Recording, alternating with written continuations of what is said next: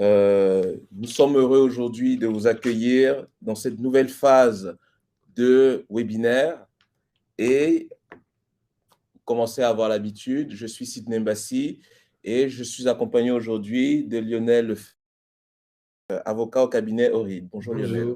Bonjour à tous. Nous allons aujourd'hui explorer de nouveaux horizons, notamment des horizons de la finance, des horizons de placement.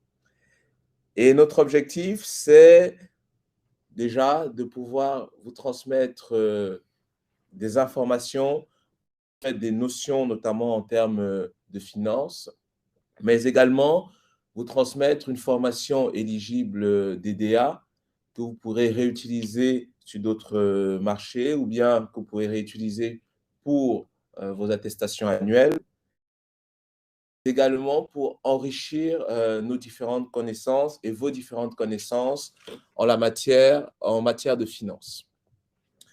Donc aujourd'hui, le thème que nous avons choisi, c'est la finance responsable et solidaire. Et nous allons justement poursuivre les objectifs. Et ces objectifs sont de 3 ordres.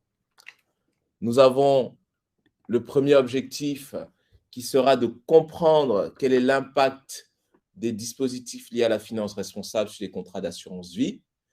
Tout ce qui est assurance vie, c'est aujourd'hui tout ce qui est PER, tout ce qui est placement lié à la loi Pacte. Nous allons également travailler et essayer d'appréhender des notions de la finance responsable. C'est quoi la finance responsable? On en entend parler tous les jours.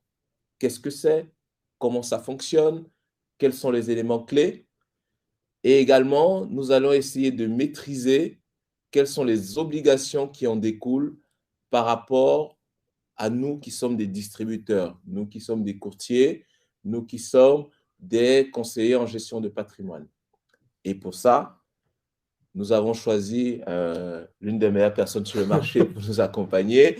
Et je vais lui laisser la parole pour qu'il puisse justement commencer cette ébauche de présentation. Alors, très bien. Merci et bonjour à tous. Donc, je suis ravi de pouvoir intervenir auprès de vous sur un sujet qui est un sujet extrêmement important parce que, alors pour vous en tant que distributeur, parce qu'on sait que toutes ces questions de finances responsables et solidaires, vous allez devoir les pratiquer.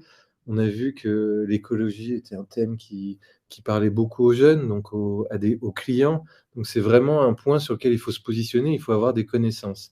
Et comme c'est aussi un enjeu majeur au niveau de l'Europe, au niveau supranational, il y a énormément de gens qui réfléchissent à ce sujet. Et comme dans toute chose, et surtout quand on parle de réglementation ou de principes, de guidelines qui viennent de l'Europe, on s'y perd un peu. C'est-à-dire que pour parler de la finance responsable, on a des centaines, voire des milliers de pages de textes qui recoupent tous les niveaux de l'économie, etc. Et d'ailleurs, c'est vrai que quand on pense à écologie ou finance solidaire, etc., on ne vient pas forcément immédiatement sur les sujets d'assurance vie. On se dit, bah, effectivement, on va parler du tri, on va parler des voitures, la pollution, les énergies, la production d'énergie. Et pourtant, la finance, c'est un véritable enjeu. Le gouvernement et notamment le ministre Le Maire, avec sa loi Pacte, il avait concentré, il avait essayé d'expliquer la philosophie, c'est de dire maintenant, quand vous investissez, notamment dans les contrats d'assurance, il faut que vous vous rendiez compte que vous allez financer l'économie. C'est-à-dire que vous allez, selon votre choix d'investissement, vous allez favoriser telle typologie d'activité. Et tout l'objectif de la loi Pacte, le grand objectif de la loi Pacte, c'était de flécher les investissements vers l'économie réelle. Et on voit que dans ce cadre-là, on a intégré une dimension aussi sociale et écologique. Et donc, c'est vrai que les premiers dispositifs sur la finance responsable et solidaire, ils viennent de cette idée que voilà, maintenant, l'investissement, les États ne peuvent plus, n'ont plus les capacités à elles seules de financer telle ou telle typologie d'activité. Il faut aussi qu'on s'adresse au public, aux personnes privées, aux investisseurs pour savoir s'ils veulent financer telle typologie d'activité, etc.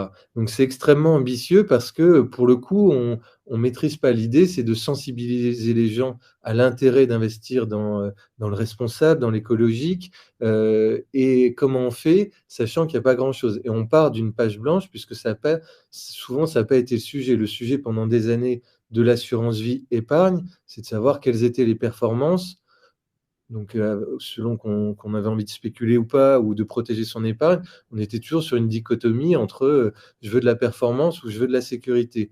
Et là, on intègre une nouvelle dimension qui est extra-financière, qui concerne plus, une vision de la vie. Donc, et on se dit: «Comment on va intégrer ça dans, le champ de l'assurance?» Donc c'est assez intéressant, c'est assez nouveau et c'est sûr qu'à l'avenir, on ne parlera que de ça. C'est, vers, plus d'éthique dans l'économie, donc plus d'écologie, plus de responsabilité, plus de solidarité.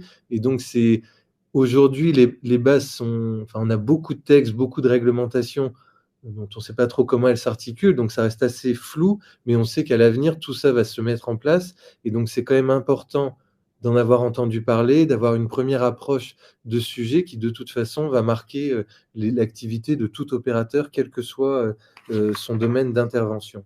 Donc, si je comprends bien, là, nous avions un produit d'assurance vie qui était construit par des acteurs de l'assurance, Oui. les assureurs, les courtiers. Et maintenant, on va plutôt avoir des produits d'assurance vie qui essayent plutôt de répondre à la demande du client, c'est-à-dire qui est de réinvestir dans l'économie locale, consommer local et justement avoir de l'impact sur son investissement responsable. C'est bien ça? Exactement. Très En bien. fait, si on part des institutions, l'idée de l'Europe, c'est vraiment à un moment donné de dire: «Voilà, il faut qu'on fasse quelque chose pour, l'écologie», et donc on va énoncer des grands principes qui vont se retrouver dans tous les secteurs d'activité, de l'économie. On va essayer de favoriser la transition écologique, le passage d'une économie à une nouvelle économie plus circulaire, et cetera. Et comme dans toute chose, on a besoin d'argent, on a besoin de le financer. Donc on a un objectif qui est clair, qui a été énoncé de façon macro, c'est-à-dire la neutralité carbone en 2050. Et pour l'atteindre, puisqu'il y a McKinsey a dû passer par là, ils ont estimé qu'on avait besoin de 350 milliards d'investissements. Or ça, ce montant, il dépasse de beaucoup les capacités des États. C'est-à-dire que ça peut plus être une seule initiative, étatique de privilégier tel type d'économie ou pas. Puis souvent les États sont endettés, donc c'est compliqué. Donc ce qu'on s'est dit, et ce qui est pas idiot, c'est de dire: «Bah, il faut qu'on aille trouver l'argent là où il se trouve», et notamment chez les épargnants. Ça parle beaucoup en France parce que les épargnants investissent massivement, en France sur les contrats d'assurance vie. Donc une fois qu'on a cette logique, ce modèle, on se dit: «Beh, comment on va, c'est beau, c'est bien beau de le dire, mais qu'est-ce qu'on doit faire? Est-ce qu'on doit obliger les assureurs à proposer des contrats, labellisés ou verts ou et cetera? Est-ce qu'on doit inciter les clients à investir dans ce type de produit? Est-ce qu'on peut garantir, aux clients que quand ils investissent sur du vert ou sur du solidaire, ils vont obtenir les mêmes rendements ou la même sécurité, et cetera?» Donc ça pose tout un tas de questions, et c'est vrai que c'est un environnement qui est pas véritablement, comment dire? Stabilisé. C'est-à-dire qu'aujourd'hui, on ne sait pas. On peut parler, des centrales nucléaires. Il y a 5 ans, il fallait supprimer les centrales nucléaires, donc tout l'investissement dans les centrales nucléaires avait du mal à être labellisé. Et puis aujourd'hui, on a vu les récents débats, lors de la présidentielle, et le nucléaire, ça devenait, la garantie, par rapport à des considérations écologiques. Donc on voit bien que c'est compliqué, que c'est mouvant, que il faut inciter, il faut pousser les opérateurs à avoir une attitude, volontariste, et on sait qu'il y a beaucoup de risques par rapport à ça. Donc la réglementation a du mal à se mettre en place. Par exemple, à titre très personnel, ma banque m'a proposé, récemment, d'investir dans des fonds ISR, et intuitivement, je me suis dit: «Ah ouais, mais alors c'est sûr qu'on va pénaliser mes rendements, parce que qui dit label dit financement, dit auditeur, dit des frais pour avoir ce label, beaucoup de personnes vont être affectées à vérifier, à la méthodologie, et cetera, et donc ça a un coût. Donc si ça a un coût, ça va se répercuter sur mes performances.» Et puis donc, est-ce que c'est bien pour moi d'investir dans ce type de produit? Puis en même temps, je vois aussi que la jeunesse est très intéressée par ça. Et c'est vrai que c'est intéressant d'avoir une approche éthique dans son investissement. Mais on se dit: «Est-ce que l'opérateur qui me propose ça, il fait pas finalement du greenwashing?» C'est-à-dire qu'il prend 2-3 fonds avec des labels pour passer d'autres fonds et cetera. Donc on est vraiment au début de quelque chose. C'est extrêmement ambitieux, la vision de l'Europe puisque ça concerne tous les secteurs économiques et c'est quelque chose qui peut pas s'imposer. On peut pas décréter: «Voilà, maintenant vous faites tous comme ça». Il faut forcément qu'il y ait une adhésion des pays, mais aussi du public et des investisseurs privés. Donc, les investisseurs privés, on peut toujours les réguler, mais quand on parle des consommateurs, c'est beaucoup plus compliqué. Donc, on est dans cet environnement-là. On va essayer d'avancer pas à pas en essayant de limiter les abus ou de limiter les risques. Mais je crois que vraiment le mot qui marque qui doit marquer cette formation, c'est on est sur un projet qui est extrêmement ambitieux, qui est extrêmement important puisqu'on parle aussi de la planète, des enjeux environnementaux, mais c'est vraiment un enjeu ambitieux et donc c'est très compliqué à découler sur tous les aspects de l'économie et notamment sur ce qu'on va voir aujourd'hui, dans l'assurance. Et c'est ce qu'on appelle alors dans un jargon, d'ailleurs sur lequel on va vous interroger, la taxonomie. C'est-à-dire que depuis 2018, la Commission européenne a établi un plan d'action pour financer la croissance durable avec comme premier élément, la création d'une taxonomie européenne. Alors, par rapport à la taxonomie, nous, on a une première question à vous poser, c'est: est-ce que vous connaissez la taxonomie? Qu'est-ce que c'est? Est-ce que vous en avez déjà entendu parler?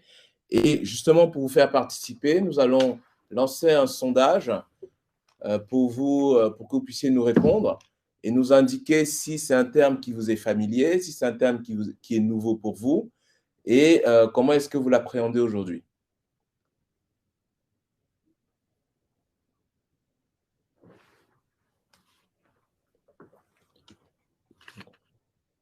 On va vous laisser un peu de temps pour que vous puissiez répondre.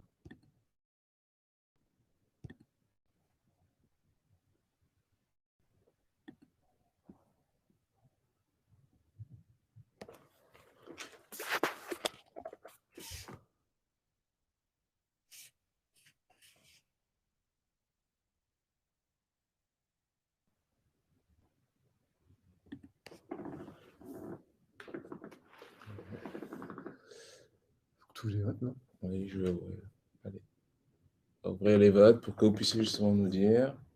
Ah, ouais, ouais, c'est pas grave.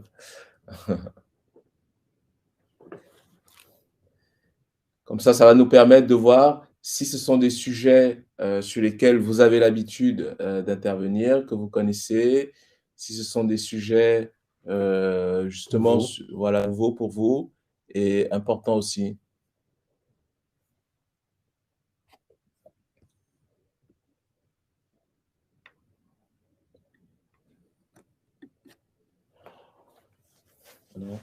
Ouais.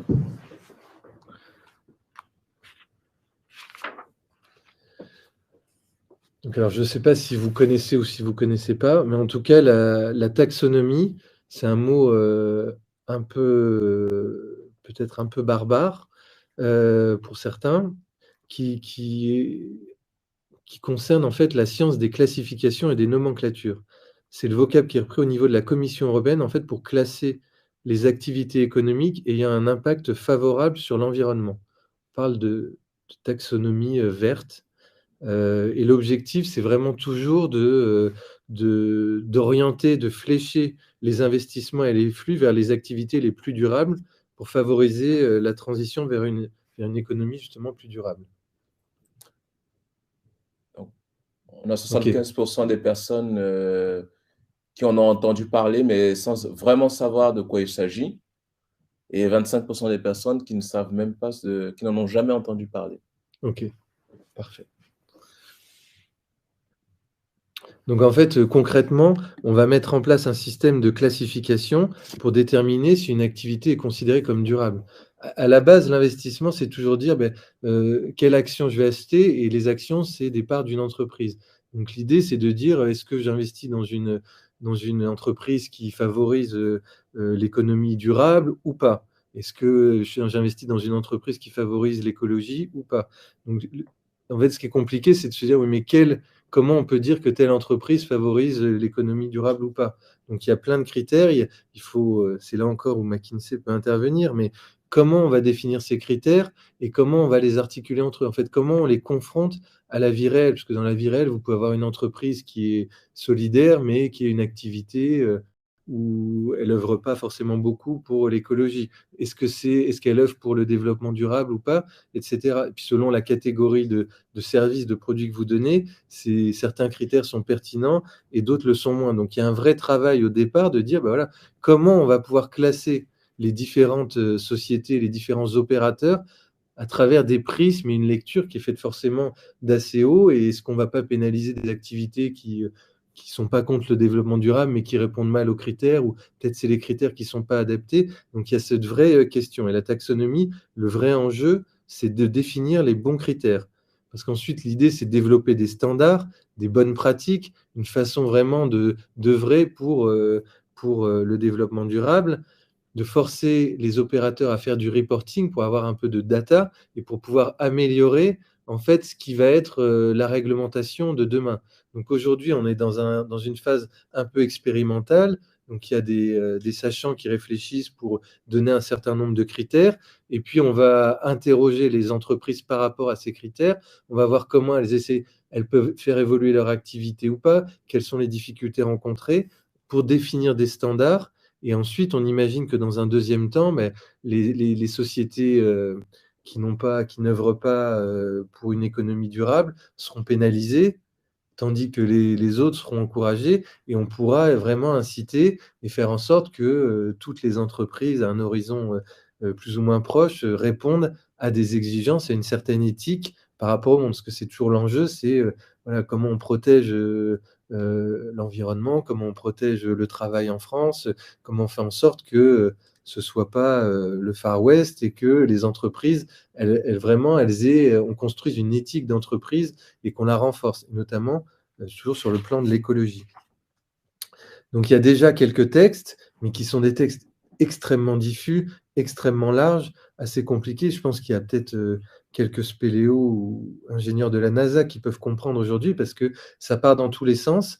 Pourquoi? Parce que ça a vocation à réglementer tous les aspects de l'activité. Donc on dit on veut atteindre la neutralité carbone, mais concrètement, on va imposer des règles aux assurances, aux avocats, à toutes les corps de métier. Donc c'est très compliqué. Mais ça se met en place. Il y a un règlement UE sur la taxonomie de 2020 qui a donné lieu à un certain nombre d'actes délégués qui fixent des critères, qui réfléchissent. Alors, je ne sais pas si vous avez entendu parler, mais il y a eu des gros cas là, récemment, justement sur le nucléaire, parce qu'on était il y a quelques années quand même assez partisan de ne pas intégrer le nucléaire dans ces industries qui favorisent l'économie durable. Et puis on se rend compte qu'en réalité, c'est peut-être la meilleure solution. Mais il y a eu ce même débat qu'on a vu lors des présidentielles. Tout d'un coup, le nucléaire, c'était absolument génial, et c'était un élément clé de toute politique écologique, à part pour Mélenchon, je crois. Donc on est bien là sur la méthode, la taxonomie. Ce qu'on doit retenir, c'est qu'on va évaluer les activités économiques à l'aune de 6 objectifs environnementaux. Donc c'est atténuation du changement climatique, protection des ressources aquatiques et marines, prévention et réduction de la pollution, adaptation au changement climatique, transition vers une économie circulaire, protection et de la restauration de la biodiversité et des écosystèmes. Voilà, on a identifié des critères et on va voir comment les industries peuvent répondre ou pas à ces enjeux. Une économie, donc ensuite, une fois qu'on a ces critères, on va faire des catégories et on va estimer qu'une entreprise a un caractère durable si elle contribue de façon substantielle, donc à un des 6 critères, c'est-à-dire changement climatique, etc., sans préjudicier les 5 autres. Donc on voit que ça reste assez vague, parce qu'on pourrait avoir une entreprise qui contribuent de façon non substantielle aux 6 critères, mais pas plus à l'un qu'à l'autre. Et donc, comment on la classe, elle? Est-ce qu'elle est durable? Est-ce qu'elle n'est pas durable? Ou, etc. Donc, on voit bien qu'on est en train d'essayer de bâtir quelque chose, mais tout n'est pas encore véritablement stabilisé. Et Et ce qu'on dit aussi, parce que c'est toujours, on fait toujours une surenchère, on dit bon, ben, maintenant, une entreprise, elle favorise l'économie durable, donc c'est bien, mais elle est mal gérée. Donc elle traite mal ses salariés, etc. Est-ce qu'on peut la faire rentrer dans cette catégorie positive?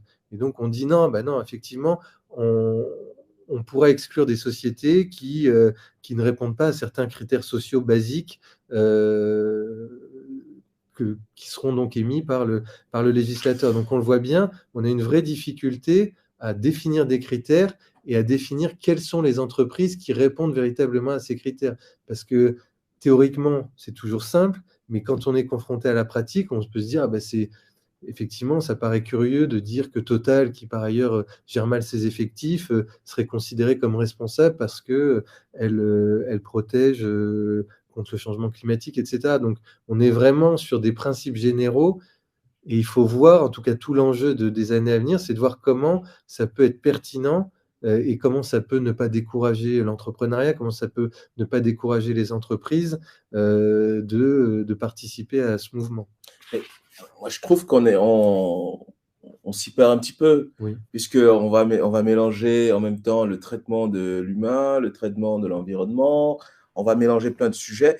Comment est-ce qu'on peut avoir une réglementation stable sur ce type de sujet, alors que parfois ce sont des sujets qui vont dépendre de l'évolution de la science, de l'évolution de la société.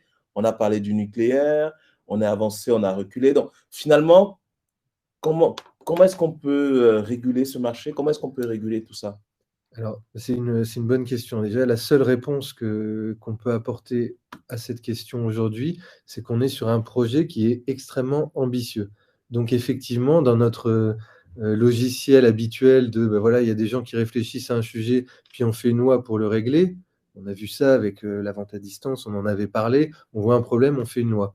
C'est pas sûr que ça marche, mais c'est vraiment la logique et selon laquelle on voit les choses. On a vu les différents candidats chaque problème, ils faisaient une loi. Alors, la retraite à 65 ans, mais là, c'est quelque chose qui dépasse. C'est-à-dire qu'on ne peut pas dire, ben maintenant, on va tous faire comme ci ou comme ça, parce que selon l'industrie concernée, selon les problématiques, c'est extrêmement difficile. On ne peut pas non plus totalement pénaliser, supprimer l'électricité, etc. Donc, on est vraiment sur quelque chose de très ambitieux, et donc on ne peut pas dupliquer notre enfin, nos réflexes habituels de dire ben, un problème, une loi.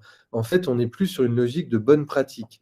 Et cette logique de bonne pratique, c'est aussi ce qu'on voit au niveau de l'Europe. L'Europe, elle fonctionne plus en disant, ben, j'ai tel secteur d'activité, l'assurance, et je vais donner des guidelines, des bonnes pratiques. Je vais renforcer le reporting des sociétés pour toujours améliorer ces guidelines. En France, on a une logique un peu différente, c'est-à-dire on voit quelque chose qui ne va pas, on l'interdit, ou on fait une loi qui va l'interdire. Et à côté, on laisse beaucoup de liberté. Et là, quand on est sur un problème qui est général, qui est complexe, qui fait appel à toutes les typologies d'industrie, on a un régulateur au niveau de l'Europe qui va donner des guidelines. Donc je crois que l'idée, au fond du fond et de l'objectif de cette réglementation ou des textes qui sortent, c'est plus une sensibilisation des opérateurs, de leur dire, voilà, ça peut être simple de faire de l'éco-responsable, du solidaire, il faut que vous suiviez un certain nombre de critères. Et donc, on est là plus pour vous aider à appréhender le sujet que pour réglementer. Et ça, c'est très important. C'est plus proposer une méthode aux entreprises, de dire, ben, forcément, comme tout un chacun, tout entrepreneur ou tout preneur d'assurance, investisseur, on est tous intéressés par l'écologie. Ou par, c'est pas quelque chose qui nous est passé complètement au travers. On est très peu de climato-sceptiques, donc c'est vraiment quelque chose qui nous concerne. Et l'idée au niveau de l'Europe aujourd'hui, c'est pas de réglementer, de limiter, de punir, c'est vraiment de sensibiliser les opérateurs, sensibiliser, de leur montrer que c'est possible de faire du responsable, c'est possible de faire du vert, y compris dans l'assurance. C'est possible pour un investisseur qui le souhaiterait d'investir dans l'économie verte.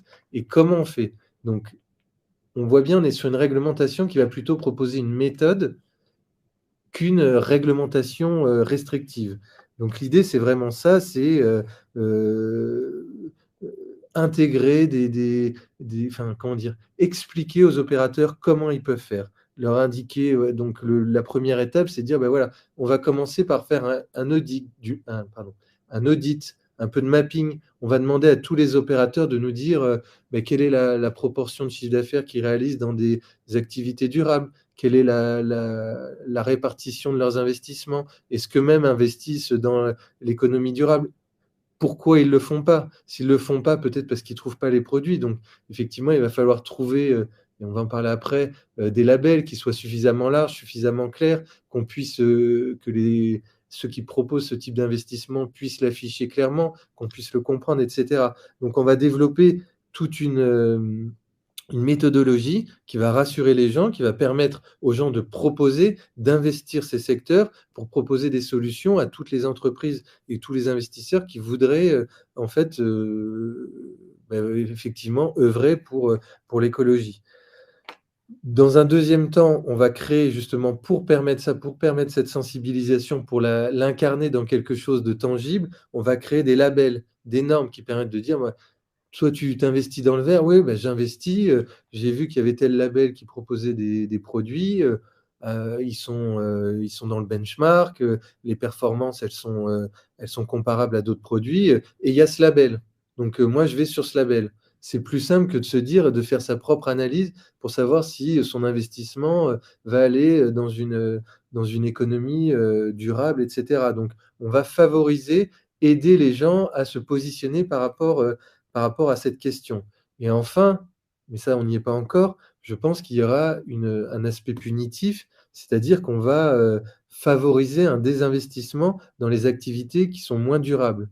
Donc, il y a déjà des théories dont on discute, on parle de taxonomie brune, c'est-à-dire qu'une fois que tout est mis en place, qu'on a donné la possibilité aux opérateurs de s'investir, de s'impliquer dans ce domaine de l'économie solidaire et verte et durable, et qu'on a donné des outils pour distinguer déjà comment on peut faire, et pour distinguer ce qui est favorable et ce qui est défavorable, on va ensuite pouvoir pénaliser ce qui est défavorable, donc des barrières à l'entrée, etc. Donc l'avenir, ce sera effectivement de favoriser ce désinvestissement. Mais on ne sera jamais avec une question qui est aussi large sur des réglementations qui sont très strictes. D'accord. Donc, si je comprends bien, on a d'un côté la taxonomie qui va nous permettre de classifier Oui.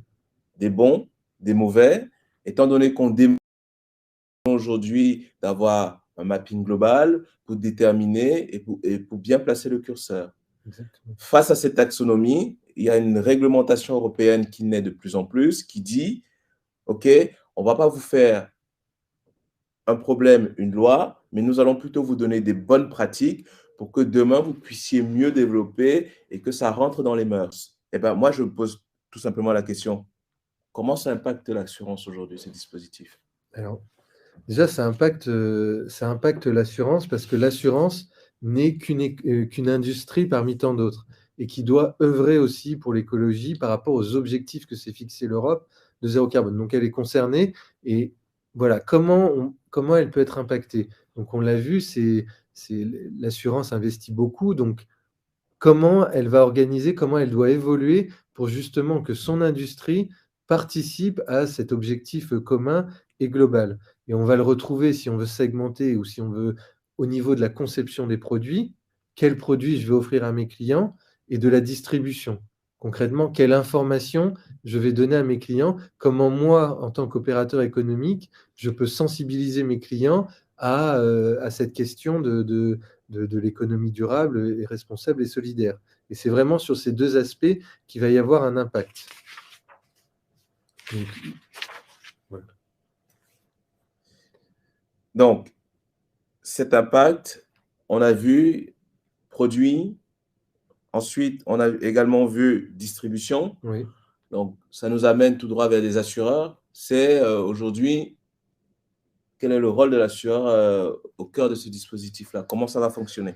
Alors, c'est un bon point. C'est-à-dire que le dispositif légal, en France, par rapport à ces considérations écologiques, etc., l'une des premières lois qui concerne les assureurs, c'est la loi Pacte. J'en parlais en introduction parce que c'est assez intéressant. La loi Pacte, c'est vraiment dire regardez où vous investissez. On va essayer de flécher un peu les investissements vers ce qui nous semble positif. Donc, l'idée de base, quand même, l'idée première de la loi PAC, c'était de flécher vers l'économie réelle, favoriser l'investissement dans les structures, puisqu'on était sur un premier quinquennat Macron qui était vraiment orienté travail, libéraliser le travail, favoriser l'entrepreneuriat et donc favoriser aussi l'investissement. Donc on voulait permettre aux investisseurs d'aller vers cette économie réelle. Et on a ajouté dans ce cadre-là, ou à côté, ces considérations économiques, environnementales, sociales et responsables. Et ça a impacté directement les assureurs puisqu'on leur a demandé,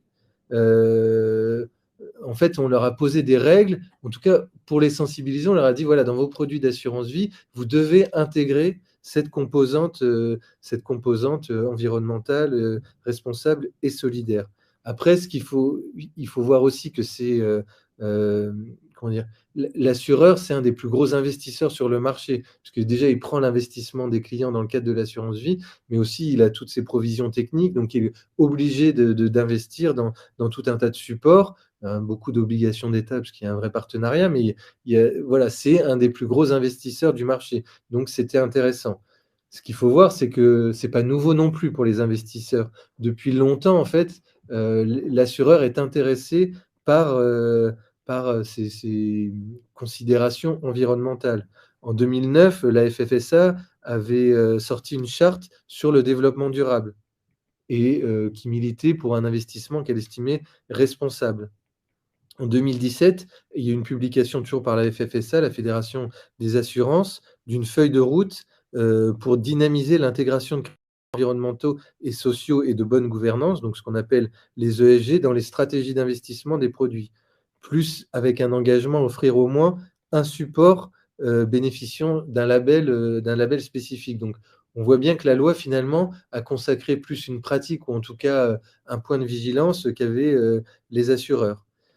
Et en 2018, ils ont aussi proposé de faire des produits complètement socialement responsables et solidaires. Donc, l'éthique dans l'investissement, c'est pas quelque chose, en tout cas dans l'assurance vie, c'est pas quelque chose de nouveau qui est né de la loi. C'est quelque chose que les assureurs avaient en vue, et c'est quelque chose dont on discute. On en discute surtout, à mon avis, mais ça c'est qu'un avis, depuis la crise, puisqu'on a vu qu'effectivement la finance était décriée. Donc on a essayé de donner aux distributeurs, aux assureurs, quelque chose qui puisse valoriser un peu aussi cette industrie. Passer de Madoff, des subprimes. Donc on s'est dit, c'est marrant que ce soit arrivé en 2009. On s'est dit, il y a peut-être aussi un moyen de communiquer sur quelque chose qui soit plus favorable, donc l'écologie, la responsabilité des investissements. Donc c'est vraiment quelque chose qui préoccupe les assureurs. Donc je pense qu'ils sont ravis, eux, de pouvoir dire, quand vous investissez chez un assureur, on n'investit pas n'importe comment, on respecte certains critères de responsabilité environnementaux. Donc c'est pour ça, venez chez nous. Ça donne aussi un vrai argument de vente pour les différents distributeurs. Donc c'est vraiment quelque chose qui, de toute façon, intéressait avant même la loi les assureurs. La question qui se pose plus, c'est est-ce que ça intéresse véritablement les assurés? Parce qu'un assuré, finalement, il se dit, moi, ce qui m'intéresse quand j'épargne, c'est les rendements ou la sécurité. Est-ce que ça m'intéresse vraiment de savoir qu'en plus, j'investis dans des fonds verts ou dans des fonds écologiques ou dans des sociétés qui favorisent l'économie durable? Moi, je souhaiterais justement que nos participants nous disent quel est leur point de vue là-dessus. Donc, on va vous relancer un nouveau sondage pour avoir un peu votre point de vue, pour savoir, aujourd'hui, nous avons des assureurs qui sont des investisseurs privilégiés, d'accord? Et ils font de plus en plus d'investissements autour des critères environnementaux. Mais est-ce que nos clients aujourd'hui, ce sont des sujets sur lesquels ils vous interrogent? Et s'ils vous interrogent sur ces sujets-là, comment est-ce que nous, on peut vous apporter de l'aide? Comment est-ce qu'on peut vous accompagner? Parce que c'est aussi ça, être responsable. C'est non seulement susciter le besoin, mais également venir avec des propositions pour vous permettre de mieux faire votre travail et de mieux vous accompagner dans votre développement. Mais, comme la slide le dit, donc en laissant le sondage se dérouler tranquillement, pour orienter les clients, le législateur a quand même pensé à des critères, à des labels dont vous en parliez tout à l'heure, Est-ce qu'il y a un réel intérêt pour ces labels?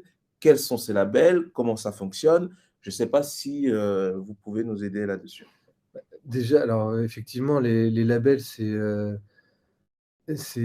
fondamental, par rapport au dispositif. On est toujours dans une, phase de sensibilisation des opérateurs et imaginer qu'on puisse laisser aux opérateurs la possibilité de définir, de dire: «Ah ben oui, moi je suis très responsable, mes investissements sont responsables», ça engage que lui. C'est assez vague.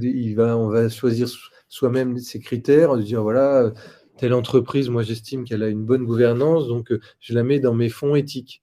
Mais on n'a pas vraiment, le client n'a pas forcément la possibilité de valider, il n'a pas forcément confiance dans ce que lui dit son conseiller, ou en tout cas, il n'a pas de critères. Donc le label, ça va quand même être quelque chose qui va, un outil à la fois pour le vendeur et à la fois pour le client, de s'assurer que les choses sont faites sérieusement et que si j'investis sur tel fonds qui a eu tel label, on va estimer que l'entreprise concernée, elle a quand même répondu à tout un tas de critères et que ça a été validé par des tiers, et cetera. Donc on est sur un outil qui, à mon avis, est indispensable parce qu'on ne peut pas véritablement faire de loi restrictive aujourd'hui. Donc le label, c'est quand même ce qui va permettre de consacrer l'intérêt des clients, l'intérêt des assureurs.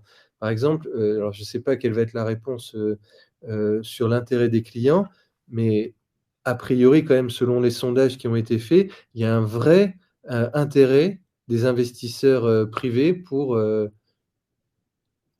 Donc, on dit que ça intéresse un petit peu les clients, mais que la vraie question se pose autour de la rentabilité, oui. voilà, et des premiers critères. Donc, je suis assez d'accord avec le sondage. En fait, il y a un vrai intérêt des, heu, des personnes par rapport à ça. Heu, Après, c'est un critère qui est toujours annexe. C'est aussi quelque chose qu'il faut avoir, c'est on intègre une dimension écologique, c'est-à-dire extra-financière, dans un produit financier. Un produit financier, c'est basique et vous ne pourrez pas le changer. C'est-à-dire que c'est de la performance ou de la sécurité. Vous épargnez, vous donnez de l'argent à quelqu'un, vous lui faites confiance.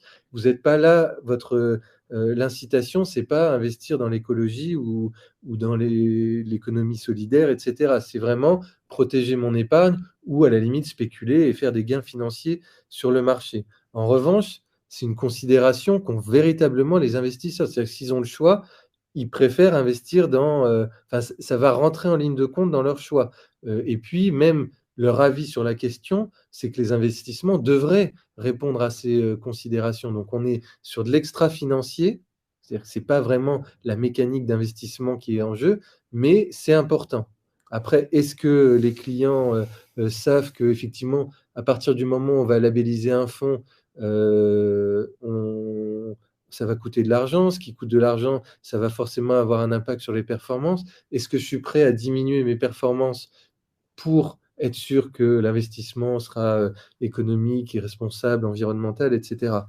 Donc voilà, c'est toutes les questions qui vont se poser, mais en tout cas, il y a un intérêt aussi des clients et donc pour, vous, en tant que distributeur, c'est quand même quelque chose de très important. Vous devez être en capacité de leur produits qui, mais bon, comme ça devient obligatoire, vous aurez forcément des produits à leur proposer en termes d'assurance vie, mais il faut aussi, leur expliquer que, en gros, c'est pas, «Je veux du rendement, je veux de la sécurité» ou «Je veux du vert». C'est: «Je me positionne par rapport à ce que je souhaite quelque chose d'équilibré ou quelque chose de plus spéculatif ou de plus sécurisé et par ailleurs», et c'est là où vous devez expliquer, où vous devez faire rentrer, cette dimension, comment vous vous positionnez par rapport à ces fonds verts, par rapport à ces fonds responsables, par rapport à ces fonds solidaires? Comment vous intégrez ça dans votre discussion avec votre client?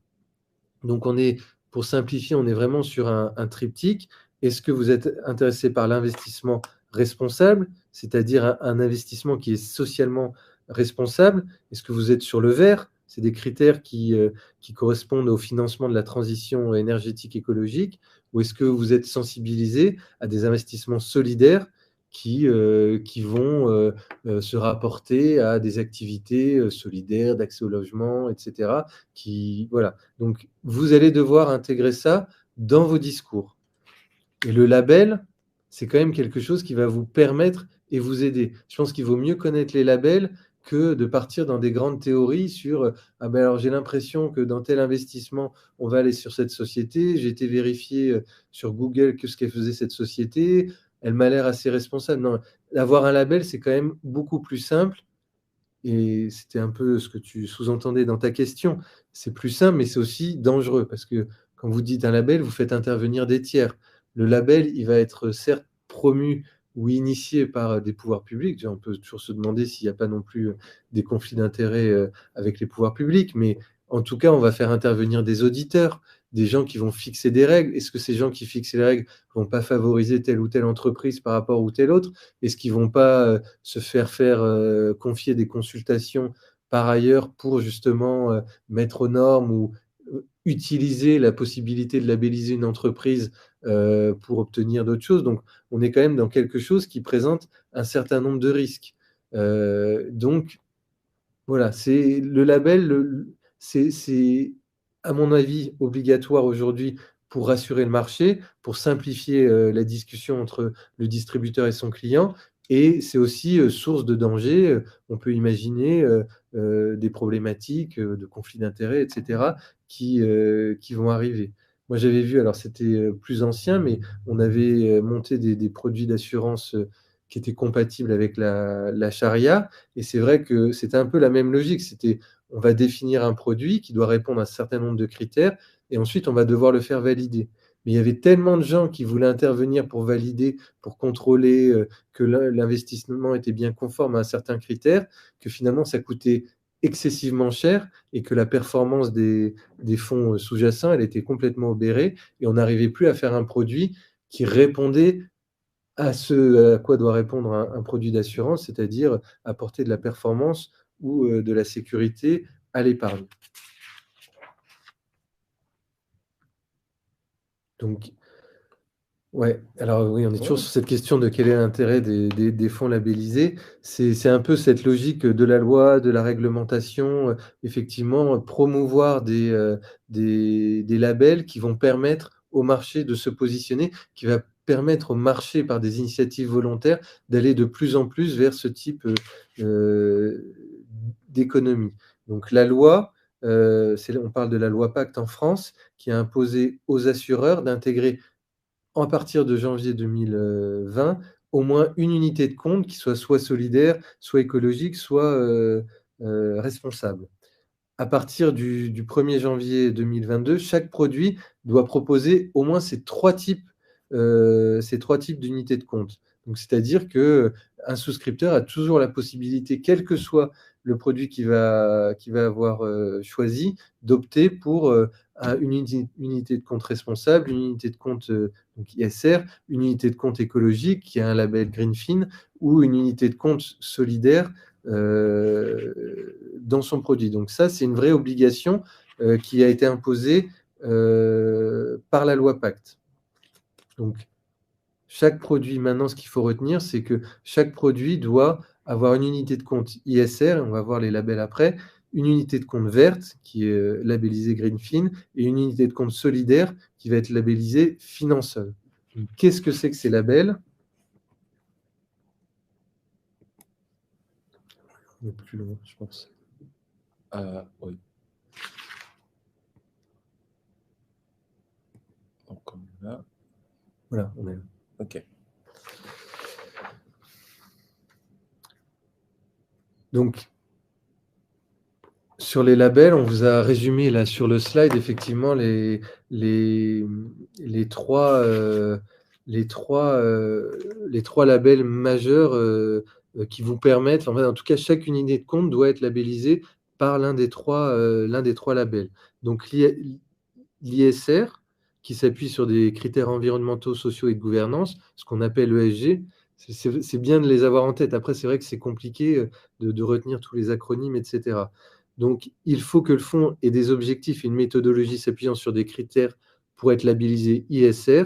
C'est donc un label qui recoupe divers objectifs qui sont très larges et qui peuvent aller de l'empreinte carbone ou de la lutte contre la corruption. Donc, on a des thèmes, c'est vraiment est-ce qu'on répond à une éthique et donc est-ce qu'on satisfait à ces critères? Le label Greenfin, qui est plus orienté sur la transition énergétique et l'écologie, et le label Finansol, qui est, voilà, est-ce que quand j'investis dans telle industrie, il va y avoir une partie des profits, une partie des rendements qui vont être réorientés vers des projets associatifs ou bien des projets qui ont un sens d'un point de vue de la solidarité, d'accès à l'emploi, d'accès au logement, etc. Donc, si je comprends bien, le marché a réagi par rapport à la sortie de ces labels-là. Oui. Et aujourd'hui, on comprend que en fait, c'est le label qui est le plus important. Oui, en fait, pour les opérateurs, ce qui a été le plus simple, plutôt que de revoir les stratégies de comment on pouvait gérer, de comment on pouvait sélectionner, ces actifs, le plus simple, ça a été d'intégrer, en fait, des actifs qui disposaient déjà, de ces labels. Je crois que tu nous parleras un peu de la politique d'investissement De de préconiste. Préconis, Ouais. et c'est vrai que c'est quand même un travail qui est compliqué, parce que déjà la définition des critères, c'est compliqué. Aller vérifier auprès de chaque entreprise auprès duquel on investit qu'il satisfait à ces critères, c'est assez compliqué. Donc c'est impossible pour les petits investisseurs, c'est compliqué pour les assureurs qui font de l'assurance vie. Donc c'est vrai qu'en fait, le marché, sa solution, ça a été de prendre des fonds qui étaient labellisés et de les intégrer dans leur stratégie d'investissement. Et après, c'est pas quelque chose qui les a gênés. Ils ont même développé des produits, on pouvait faire des arbitrages entre plusieurs fonds labellisés, et cetera.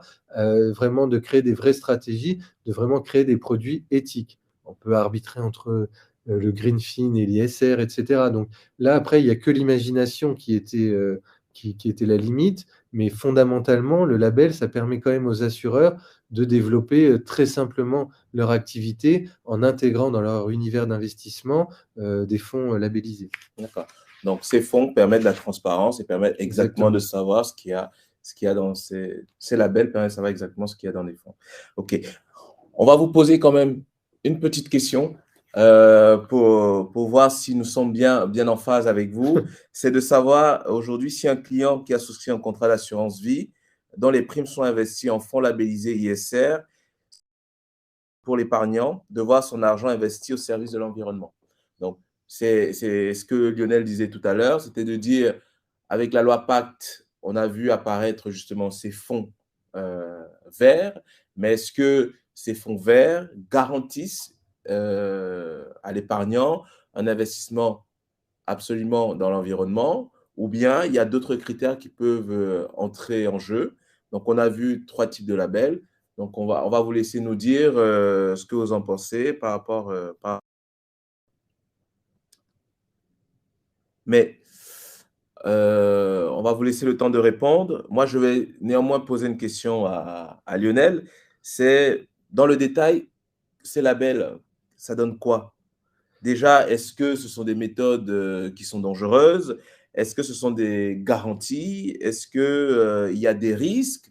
Vous avez parlé tout à l'heure de conflit d'intérêts. Voilà. Aujourd'hui, qu'est-ce que donne l'avancée de ces labels sur le marché? Alors, on va revoir un peu, alors dans le détail, parce qu'à mon avis, la meilleure façon de comprendre, la meilleure façon d'entrer dans dans cette problématique, c'est de voir comment ils sont nés, qu'est-ce qu'ils prévoient, que prévoient ces différents labels. On en a parlé un peu tout à l'heure. C'est vrai que quand on écoute ou quand on lit un peu sur ces labels, on a l'impression effectivement, vous allez penser que je leur en veux, mais qu'on est très, McKinsey. C'est vraiment une façon de penser très théorique, et on se demande comment ça va arriver confronté à la réalité de l'économie. Ce qui est sûr, c'est que ça marche. Il y a quand même beaucoup de fonds qui aujourd'hui sont labellisés, mais pour bien comprendre ce que c'est, je vais vous donner, alors c'est peut-être un peu, ce sera peut-être un peu aride, mais au moins comment ces labels sont arrivés et quelles sont les protections qui ont été mises en place justement pour éviter qu'il y ait trop de clientélisme ou des choses comme ça. Alors, on a une première réponse. Donc là, vous avez répondu massivement en indiquant que c'était vrai, qu'une garantie, qu'un accès en fait au label ISR garantissait justement un investissement dans l'écologie. Bah, non, pas tout à fait, parce que le label ISR peut certifier un fonds qui s'appuie sur des critères écologiques, mais le label ISR peut aussi s'appuyer sur d'autres critères qui peuvent être des critères de gestion de personnel, d'accompagnement, Conformité. de conformité, d'accord? Donc, c'est pour ça qu'il faut vraiment vérifier, les typologies et être sûr du fonds dans lequel on investit. Mais par contre, si vous investissez dans le label Greenfin, là, vous avez la certitude que vous allez investir dans une entreprise qui respecte l'écologie et qui travaille essentiellement sur la transition, écologique et énergétique. C'est un peu, tu parlais des risques, Oui, c'est vrai que bon, on est en ISR, c'est vrai que la dimension environnementale, elle est présente, mais elle est aussi présente dans Greenfin. Donc comment je choisis?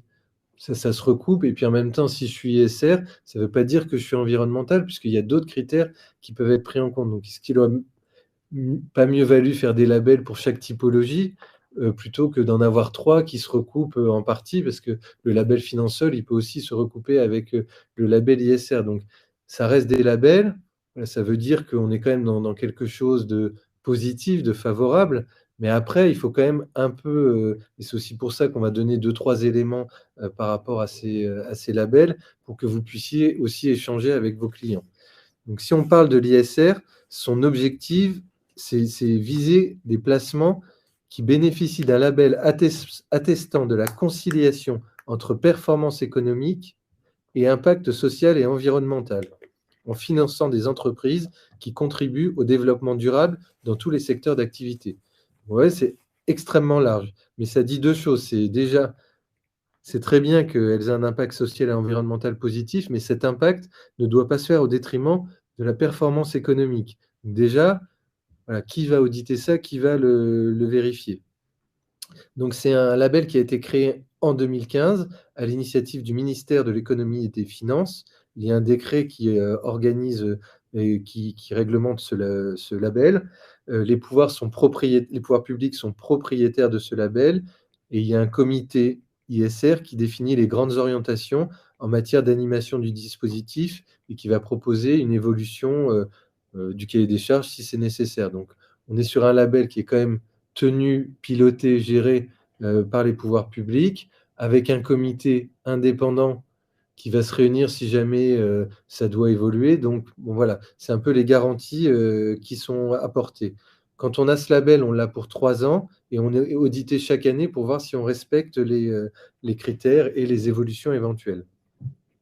Donc, les critères de labellisation, j'en ai noté 5, mais il y en a en fait beaucoup qui se recoupent. Mais en gros, je vous l'ai dit, les objectifs financiers et ESG sont définis et décrits dans la documentation commerciale. C'est-à-dire que vraiment, quand je vends mon activité, je mets en avant ce côté solidaire, responsable et environnemental. Il y a une méthodologie au sein de ma société d'évaluation pour les stratégies de sélection des actifs. J'ai un univers d'investissement qui va me permettre une répartition très majoritaire, donc c'est 90% dans les ESG. J'ai formalisé cette politique avec mes distributeurs, donc voilà, c'est pas quelque chose qui est juste une déclaration de principe, c'est dans mes conventions de distribution avec mes apporteurs et j'ai une méthodologie d'évaluation annuelle justement de ces stratégies. Est-ce que ça a apporté quelque chose ou pas? Donc, vous, quand vous êtes confronté quand vous proposez à vos clients d'investir dans un ISR, qu'est-ce que vous pouvez lui dire? Donc, vous pouvez lui dire d'une part que l'ISR, c'est un label soutenu par le ministère de l'économie et attribué par un tiers indépendant. On est sur quelque chose de a priori objectif et de sécurisé, puisque ce n'est pas un label qui est sorti de nulle part, c'est vraiment un label qui est étatique, gouvernemental. Il atteste que ce placement va concilier performance économique, et ça, c'est important de le dire aux clients. C'est pas juste, on est sur quelque chose où on voit que l'écologique. On voit bien la performance économique, ça reste la priorité. Donc, on n'est pas complètement hors sol par rapport à l'investissement, mais c'est à concilier avec l'impact environnemental. Donc concrètement, on est sur un investissement qui va refuser d'investir dans les entreprises les moins performantes sur de l'économie durable et qui va choisir les plus vertueuses. Mais ça reste quand même et toujours de l'investissement. Donc ça, c'est important avec une dimension, enfin, ça ne vous exonère pas de parler de rendement, de sécurité des placements. Donc Greenfin, C'est un label qui a été mis en œuvre à l'initiative du ministère de la Transition écologique et solidaire.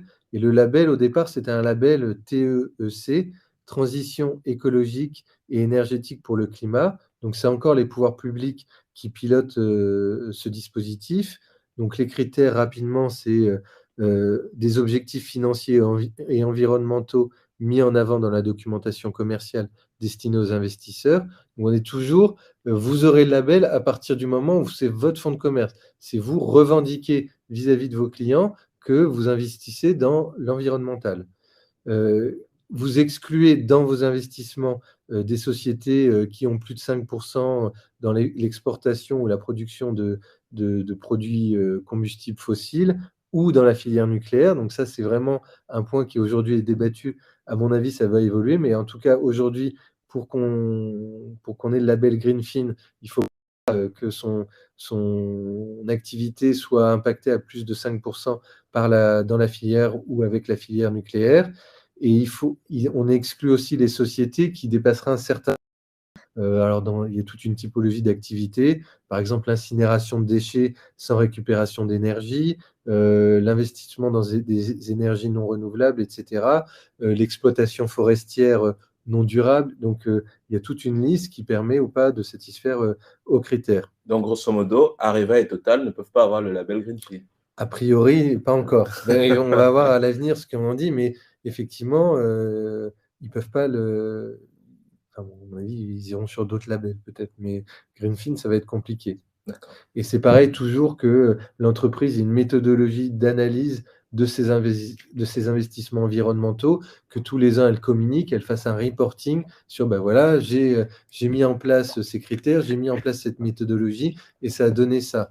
Et ils doivent communiquer aussi au ministère pour voir, lui, comment il va faire évoluer ce label. Donc, ce que vous devez dire aux clients, c'est que ce label permet de savoir que les fonds sur lesquels sont investis votre épargne sont investis manifestement dans des activités vertes qui contribuent à la transition énergétique, à l'exclusion des opérateurs intervenant dans le secteur nucléaire et l'énergie fossile.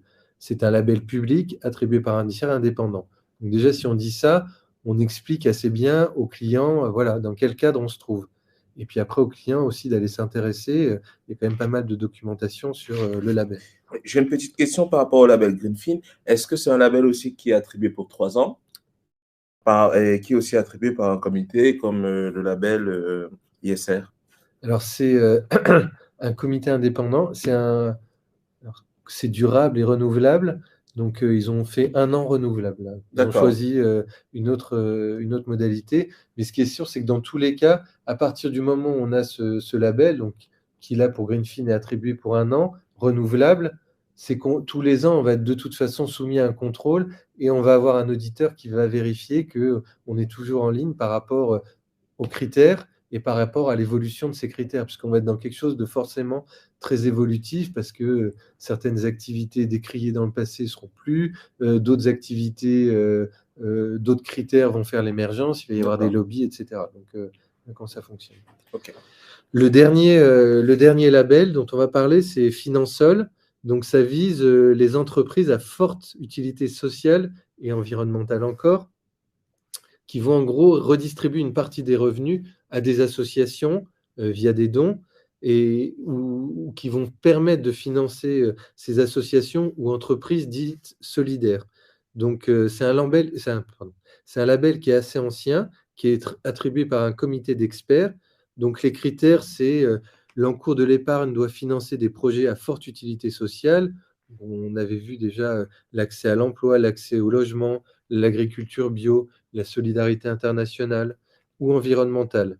Les revenus de l'épargne doivent financer en partie des activités solidaires et il doit y avoir une certaine transparence vis-à-vis des clients. C'est-à-dire qu'on doit aussi expliquer qu'on est dans un investissement particulier parce que si une partie des revenus est donnée à la solidarité, il faut que le client l'accepte aussi. Donc, voilà, il faut que ce soit suffisamment transparent vis-à-vis du client et aussi vis-à-vis du dispositif Finansol, parce que tous ces labels, c'est un peu des pionniers, donc ils ont aussi besoin des retours du marché pour pouvoir faire quelque chose qui soit adapté et pertinent. Donc l'information qui doit être donnée aux clients, c'est que la finance solidaire relie les épargnants qui cherchent à donner un sens à leur argent aux entreprises et aux associations à forte utilité sociale et ou environnementale. Donc c'est vraiment ça, cette idée, vous allez donner un sens à l'épargne qui va peut-être pénaliser vos rendements, mais vous êtes sûr que votre investissement va servir au développement d'activités responsables et solidaires. D'accord. Donc, si on résume, on a 3 labels. Un label du ministère des Finances qui est un label ISR qui va associer performance et écologie. Un label de la transition écologique qui va associer principalement un investissement dans l'écologie, dans les énergies renouvelables et dans l'écologie sociale et responsable. Et troisièmement, on a un troisième label qui va privilégier la finance solidaire. Exactement. OK. On est sur ce triptyque. Ils sont tous environnementaux, donc voilà, c'est compliqué. À mon avis, il y aura une spécialisation des labels. Donc les prochains labels qui pourraient intervenir ce sera peut-être des labels plus spécialisés, mais Finansol, ils ont intégré l'environnement parce que ça fait partie de la solidarité aussi, l'environnement. Et comme c'était pour le coup des pionniers, puisque ça date de 1997, il n'y avait pas les Greenfin à côté ou les ISR, mais maintenant qu'on est en train de se structurer, on peut se demander si c'est intéressant de mettre l'environnement à toutes les sauces dans l'ISR et dans le Finansol. Est-ce qu'on ne devrait pas faire un focus sur le label Greenfin pour tout ce qui concerne l'environnement? Ces nouveaux labels, donc on a vu Finansol qui est le plus ancien, les deux autres qui sont un peu plus récents, ils ont des impacts sur les assureurs. Oui. Donc, on va voir quels sont ces impacts maintenant. Voilà. Alors, et c'est vrai que on l'a dit, c'est un projet qui est extrêmement ambitieux puisque ça a vocation à régir toute l'activité. Je pense que ça doit être pris en compte par les opérateurs comme un guide de bonne pratique. C'est-à-dire on n'est jamais obligé de le faire, on n'est pas obligé d'investir beaucoup d'énergie parce que concrètement, il n'y a pas véritablement d'obligation contraignante. En revanche, c'est dommage de passer, de pas prendre le train. Là, on est vraiment sur quelque chose qui va bouleverser l'assurance vie et les modalités d'investissement. C'est sûr qu'à horizon de 10 ans, il n'y aura plus de contrat d'assurance vie qui ne soit pas logoté avec un label ou qui n'ait pas une dimension éthique. C'est vraiment le sens de l'histoire, donc il faut vraiment s'y intéresser. En revanche, quand on regarde aujourd'hui quels sont les impacts, c'est assez limité. Donc on l'a vu, il y a l'obligation d'intégrer certains types d'unités de compte dans les contrats d'assurance vie et il y a l'obligation aussi d'informer annuellement. L'assureur doit informer le client sur sa politique d'investissement et surtout ses critères environnementaux et de gouvernance dans la gestion des fonds qu'il va gérer. Donc, je ne sais pas si pour ceux qui connaissent, c'est l'information annuelle qui va devoir intégrer un petit texte en disant, voilà, notre stratégie par rapport à ces critères, on a fait comme ci, comme ça, on a investi dans tel type de label, etc. Donc, c'est une pure information qui va être donnée au client. En revanche, c'est intéressant si ça, ces deux obligations qui finalement peuvent être exécutées assez facilement, c'est l'occasion pour les entreprises de revoir en profondeur, les entreprises d'assurance, leur façon d'investir, la gouvernance de leurs fonds, etc. D'accord. Donc, pour avancer avec vous, on va vous proposer une petite question, un petit quiz. Toujours pour savoir si un assureur qui crée un produit avec 2 unités de compte ISR et une unité de compte solidaire, est-ce que son produit respecte-t-il la réglementation applicable? On vous a dit tout à l'heure, il y a des obligations pour les assureurs, mais maintenant, est-ce qu'on a été suffisamment clair Oui. pour vous? Donc, voilà, c'est un petit quiz, c'est un petit échange entre nous. Mais il n'y a pas que les assureurs qui ont des obligations. Il y aura aussi d'autres obligations, je pense, envers les distributeurs.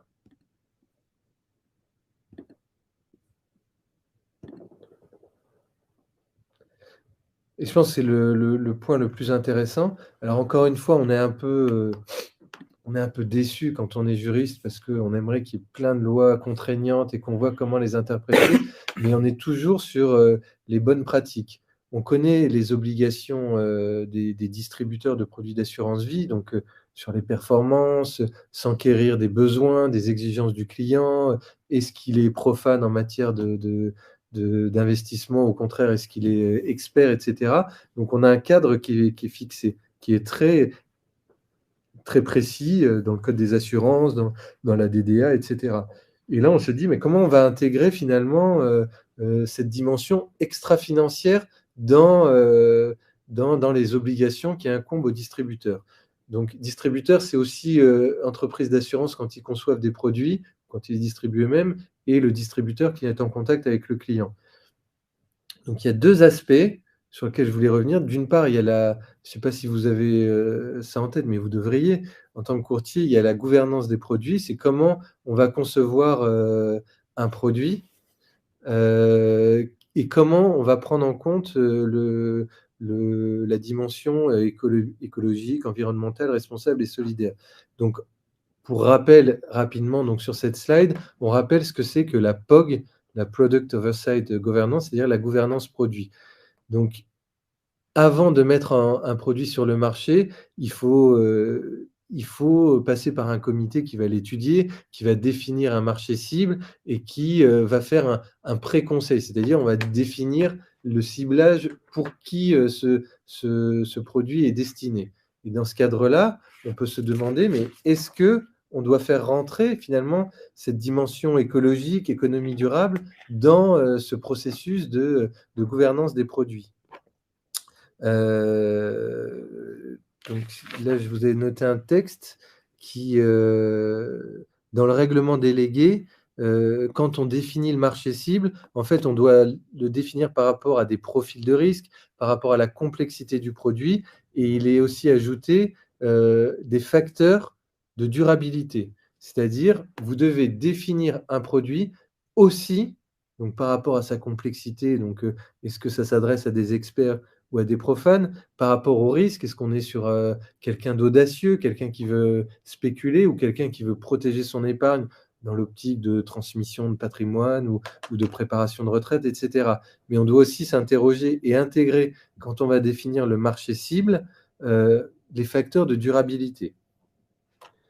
Donc la question qui se pose, c'est pourquoi on a rajouté ça et comment on va intégrer ça dans quel est l'objectif en fait qui va être poursuivi par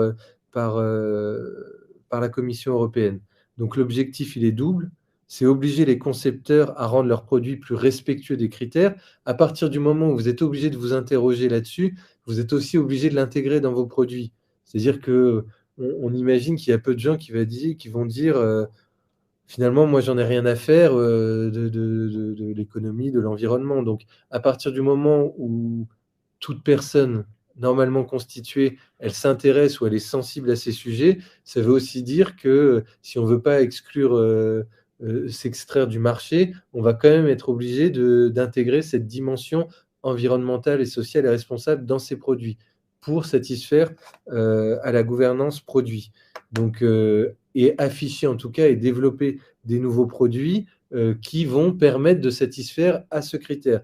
Donc, on le voit bien, à travers la distribution des produits, on va forcer et à travers la sensibilité qu'ont forcément les clients par rapport à cette typologie, on va essayer d'amener les assureurs et les concepteurs de produits, qui peuvent être aussi les courtiers grossistes, à intégrer cette dimension. Alors, les sensibiliser. Après, libre à eux de le faire comme ils l'entendent, de définir leur marché cible comme ils le souhaitent, mais ce marché cible doit de toute façon intégrer cette dimension. C'est-à-dire qu'à un moment, le client, on doit lui poser la question, on doit lui expliquer, échanger avec lui sur ces problématiques. Donc ça, c'est la partie conception de produits, gouvernance produit. Et de même, vous, en tant que distributeur en contact avec vos clients, si c'est quelque chose qui intéresse vos clients, vous êtes tenu, en tout cas, c'est ce qu'on attend de vous, de la gouvernance produit, que vous fassiez remonter peut-être des observations des clients par rapport à ces sujets d'économie, d'environnement, etc.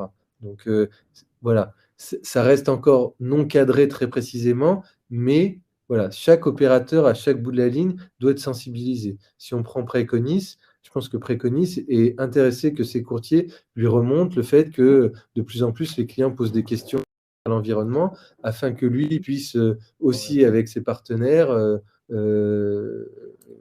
construire et orienter. Exactement. Mais moi, une petite question quand même. Là, dans d'autres métiers, on a depuis 2012 rencontré justement des obligations d'information, des obligations de devoir de conseil. Mais là, avec toute cette notion d'écologie, comment est-ce que ces obligations-là se traduisent aujourd'hui, et notamment cette obligation d'information, comment est-ce qu'elle se traduit? Alors, c'est, en fait, par rapport donc un distributeur a une obligation d'information et une obligation de conseil. L'information, c'est assez limité puisque de toute façon intégrée dans la documentation qui va être faite par le concepteur. Donc on peut imaginer que par rapport à l'information, il faut juste que le distributeur soit en capacité d'expliquer ce qu'est un label, d'expliquer pourquoi le produit qu'il propose, investit dans tel type de fonds qui est labellisé et cetera. Donc s'il est labellisé seul, être capable d'expliquer au client que voilà, ça a été créé en 1997, ça vise les économies, solidaires et cetera. Et même pareil pour Greenfin et pareil pour l'ISR. Donc sur l'obligation d'information, on est, sur, voilà, sur ce renforcement, voilà, être capable de connaître l'environnement dans lequel ça se passe. Sur le conseil, à mon avis, on est plus sur quelque chose, mais qui montre la difficulté du sujet. C'est-à-dire que quand on a mis en place ça, l'idée, c'est que de forcer ou de conseiller, de proposer aux gens d'aller investir sur ce type de produits labellisés, verts, etc. Mais il y a les professionnels de l'assurance, les professionnels de la régulation sur l'assurance qui ont tout de suite vu le piège. C'est-à-dire, attention, un produit d'assurance vie, c'est un produit d'investissement. Donc, il ne faut pas masquer ça par des considérations qui sont finalement extra-financières. Donc, finalement, les communications de l'autorité de contrôle ou les communications même au niveau européen, c'est de dire attention, votre conseil, il doit porter principalement sur les performances et sur la sécurité. Et vous devez toujours veiller à ce que votre conseil il soit bien sur ces deux aspects. Vous pouvez intégrer la dimension conseil à partir du moment où le client en fait un besoin spécifique. Mais s'il n'en fait pas un besoin spécifique, vous ne pourrez pas justifier votre conseil en disant j'avais quelqu'un qui était intéressé par les fonds ISR, donc je lui ai proposé un contrat ISR. Bon, certes, c'était hyper spéculatif et lui, il voulait de la sécurité, mais je répondais à ses besoins. Donc, on est vraiment dans cette logique-là. Alors, je ne sais pas si c'était très clair, mais un client qui vous dirait, moi, je suis vraiment intéressé, j'ai vraiment envie que mon épargne soit investie dans le green, dans le vert, c'est pas parce que vous allez lui proposer un produit vert que vous allez satisfaire à votre obligation de conseil. Ce qui reste primordial dans votre obligation de conseil, c'est est-ce que vous répondez à ces exigences en termes d'investissement, c'est-à-dire de performance ou de sécurité, et est-ce que vous avez pris en compte le fait que c'était un, un prospect, un client profane ou expert dans ces sujets d'investissement. Donc ça, c'est très important. Ça vient à la fin, en fait, le côté responsable de l'investissement. Et on voit aussi les limites du dispositif. C'est que fondamentalement, l'assurance vie, c'est un produit d'investissement. Donc pour que ça marche, et parce que je vois le temps qui avance, il faut que de plus en plus les concepteurs et les fournisseurs, les compagnies d'assurance proposent des produits qui permettent cet investissement vert responsable, mais sans complètement pénaliser les autres choix qui pourraient être faits. C'est-à-dire qu'idéalement, il faut qu'un assureur il ait un produit vert plutôt spéculatif, un produit vert plutôt sécuritaire, un produit ESG, etc., mais qu'on garde toujours cette essence de l'assurance vie, c'est-à-dire vous êtes sur un produit d'investissement un peu optimisé avec la recherche de rendement, ou vous êtes sur un produit sur la recherche de sécurité, de transfert. Donc ça ne va pas bouleverser, ça doit pas bouleverser ce qu'est un produit d'assurance vie. En revanche, il faut l'intégrer dans la discussion. Et donc je pense que c'est que parce que les assureurs vont développer de plus en plus de produits que de plus en plus d'informations va remonter au pouvoir public et qui vont être en capacité de proposer des règles adaptées au marché. Aujourd'hui, ce n'est pas le cas. Mais pour le client, justement, qui n'a pas de préférence en matière de verre, comment est-ce que nous, distributeurs, nous pouvons faire? Ben, si à partir du moment où le distributeur, lui, ce à quoi il ne peut pas couper, c'est il doit répondre aux exigences et aux besoins de son client. Après, si il n'est pas intéressé par les fonds verts ou par les fonds solidaires, le courtier retrouve toute sa liberté. Mais il peut quand même proposer des fonds verts. Ce n'est pas parce que ça n'intéresse pas le client. À partir du moment où lui, son produit, même s'il inclut des fonds verts, il correspond à la volonté de spéculer ou de se sécuriser, il n'y a pas de problématique. D'accord. Mais est-ce que là, justement, on ne risque pas de voir certains distributeurs se livrer à des abus en justifiant notamment le conseil par rapport à la durabilité des fonds verts, par rapport à des critères ESG, alors que, comme tu disais tout à l'heure, on est sur des contrats d'assurance vie et c'est la performance qui prime. Donc, est-ce que justement le recours à ces contrats de plus en plus écolo-responsables, est-ce que ça ne va pas amener à dégrader les performances et à justifier le fait que le placement soit mauvais? Alors en fait, c'est le vrai risque. C'est-à-dire qu'on est dans un objectif qui est, zéro carbone à 2050, donc on veut que tout le monde, s'emploie à atteindre cet objectif. Mais on se rend compte qu'en matière d'investissement, si tout doit être écolo-responsable, on va avoir un grand greenwashing, c'est-à-dire que les gens vont investir en fonction de critères qui n'ont rien à voir. En fait, quand on investit, quand on met de l'épargne de côté, c'est, pour acheter une résidence principale, pour transmettre un capital à ses proches, pour, pour préparer sa retraite. Et ça ne peut pas être pour faire en sorte qu'à 2050, on soit à zéro niveau de carbone. Donc, il faut se méfier de ça. Et c'est amusant qu'effectivement, quand même, dans ce mouvement qui dit on doit faire plus d'environnemental, plus de... Les pouvoirs publics, ils ont quand même vu ce danger. Et ils ont dit, attention, c'est secondaire. C'est un critère qui doit rester secondaire et vous devez absolument satisfaire à votre obligation d'information et de conseil par rapport à ça, par rapport aux performances. Donc, c'est en plus. D'accord. Ok, donc je vois, je regarde là justement les différents sondages qui ont été effectués sur les différentes questions et je vois plutôt on a partagé avec nos participants et les réponses sont plutôt de bonne facture. Donc c'est pour ça que nous ne sommes pas arrêtés. Mais nous allons continuer, on voit le temps qui passe, ouais, on va essayer d'accélérer un petit peu. Donc on va vous présenter aujourd'hui l'univers préconiste. Donc si je synthétise ce que Lionel a dit, il existe la taxomanie, ça permet de catégoriser justement les différents fonds. Est-ce qu'on fait une catégorie positive, une catégorie négative? Pour ça, je fais un mapping. Une fois que je sais faire la différence entre le positif et le négatif, je vais valoriser mon positif et déprécier mon négatif pour justement pousser à l'investissement dans des fonds positifs. À côté de ça, je crée des labels. Donc, l'État crée des labels. Un label ISR, propriété du ministère des Finances.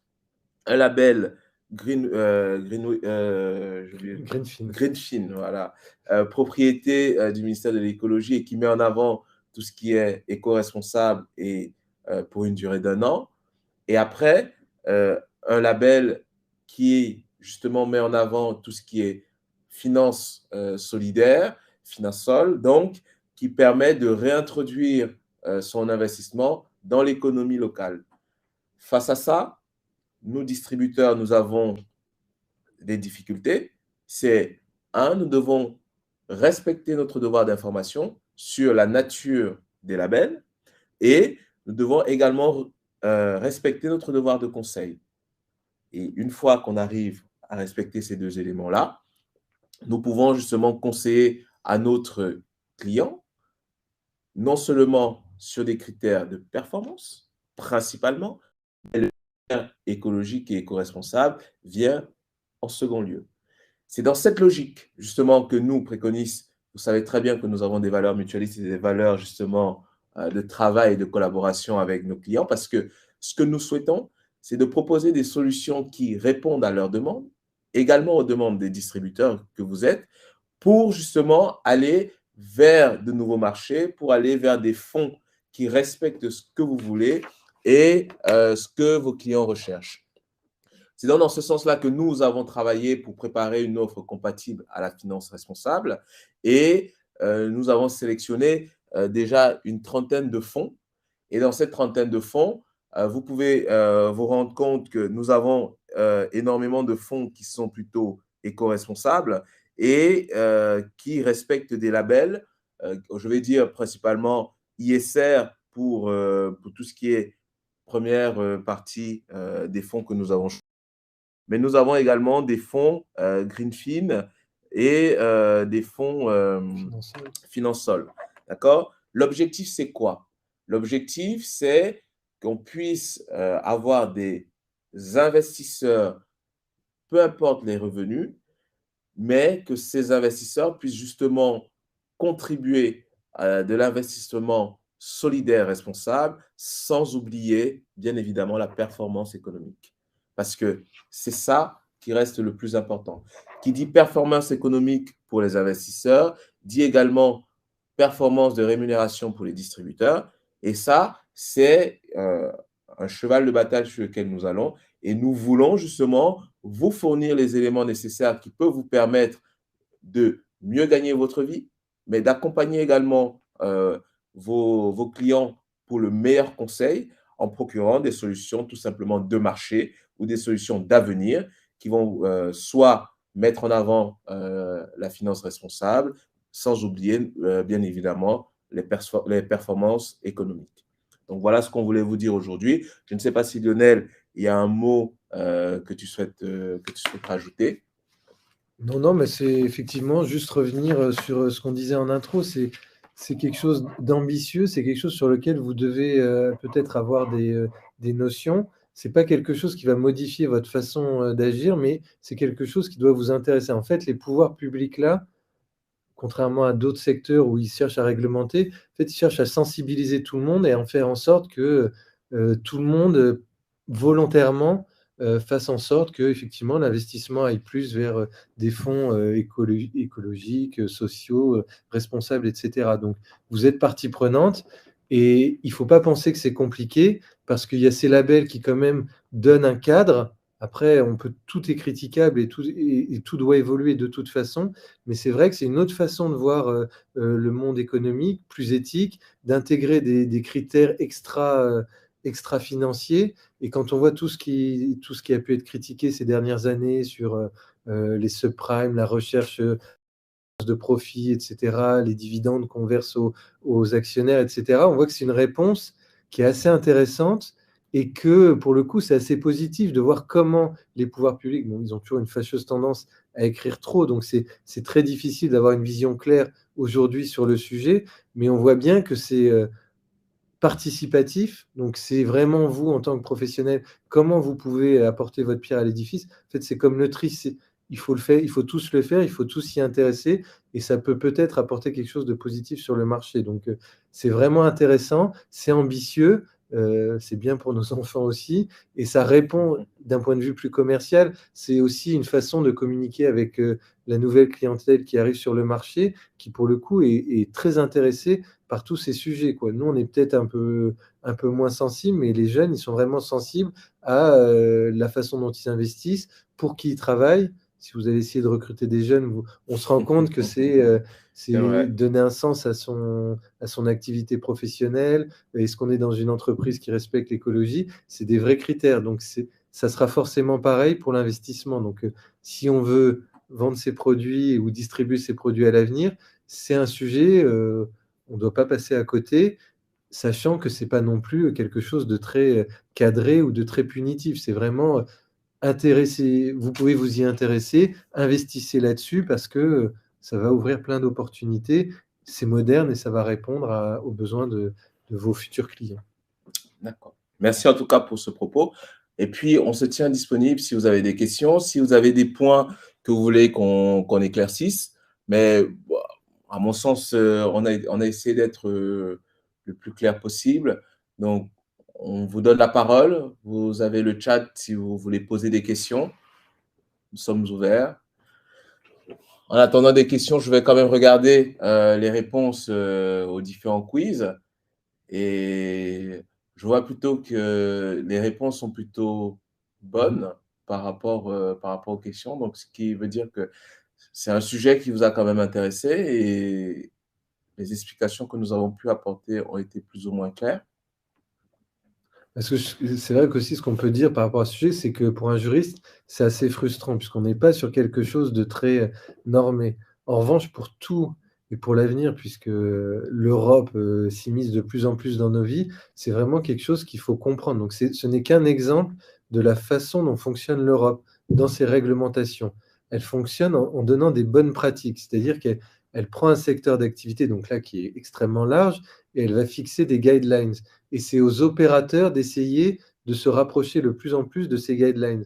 En revanche, si on n'y arrive pas ou si on a besoin d'un délai pour arriver à se conformer à ça, on ne va pas être sanctionné. Donc, c'est vraiment des logiques très différentes. Et je trouve que ça, c'est un bon exemple. C'est vraiment l'Europe a envie que vous investissiez là-dessus et elle vous explique pourquoi c'est important. Donc c'est important parce que on a besoin de 350 milliards investis dans les économies renouvelables si on veut faire face aux défis de l'environnement et de l'écologie. Et donc c'est une façon positive de voir. Et quand on débat de l'Europe, est-ce que c'est bien ou pas, je trouve que c'est au moins une façon de voir comment l'Europe fonctionne et de voir que ça peut être positif, ce côté de dire, voilà, on va sensibiliser les acteurs pour que d'eux-mêmes, ils s'imposent une éthique. Moi, ça, je trouve ça plutôt positif. Ce que je trouve négatif, c'est que c'est extrêmement difficile à comprendre. Je mets au défi n'importe qui d'aller prendre tous les règlements UE, les actes délégués qui concernent pas forcément l'assurance, mais qui peuvent les impacter et tout. C'est difficile à comprendre. Donc voilà, ça crée beaucoup d'administratifs. Donc il y a du plus et il y a du moins, mais c'est bien pour vous, opérateurs concernés, voilà, de vous y intéresser et de voir quels sont les enjeux. D'accord. Donc, je vois qu'il n'y a pas de questions supplémentaires. Donc, On a été très clair. ça veut dire que tu as été très clair, Lionel. Je sais Donc, pas. je vais vous remercier. Merci, Lionel, pour cet exposé. Merci à vous. Nous allons mettre cet exposé en ligne pour que vous puissiez justement réécouter ou le repasser si nécessaire. Et nous nous tenons bien évidemment à votre disposition si vous avez des questions supplémentaires. Et nous vous remercions encore pour votre participation ce matin. Merci et je vous dis à très vite pour une nouvelle session de webinaire, justement sur des sujets qui peuvent vous intéresser. Nous sommes aussi ouverts si vous avez des demandes particulières, s'il y a des sujets sur lesquels vous voulez qu'on intervienne. Donc, il n'y a pas de difficulté. Vous nous laissez des messages et puis on travaillera le sujet pour venir vous le présenter. Merci encore. Merci beaucoup. Et à très bientôt. Au revoir.